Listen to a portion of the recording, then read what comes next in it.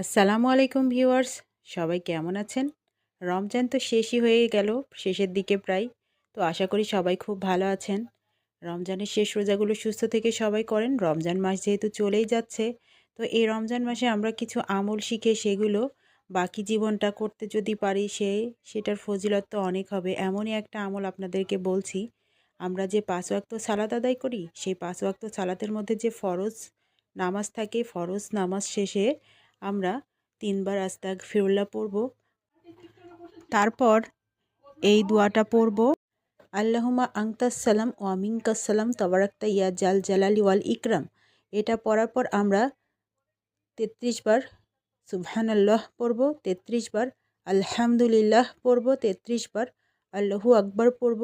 তারপর লা ইলাহা ইল্লাল্লাহু ওয়াহদাহু লা শারিকা লাহু লাহুল মুলক ওয়া লাহুল হামদু ওয়া হুয়া আলা কুল্লি শাইইন কদির।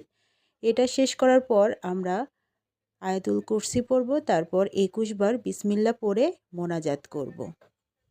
এভাবে যদি আমরা প্রতিনিয়ত ফরজ নামাজ শেষে এগুলো পড়ে মোনাজাত করি, তাহলে মৃত্যু ব্যতীত আর কোনো কিছুই আমাদেরকে জান্নাত থেকে আটকাতে পারবে না। তো সবাইকে ঈদ মোবারক জানিয়ে আজকের ভিডিওটা এখানেই শেষ করছি। সবাই ভালো থাকবেন, সুস্থ থাকবেন আর সুন্দরভাবে বাদবাকি রোজাগুলো করবেন। আসসালামু আলাইকুম, আল্লাহ হাফেজ।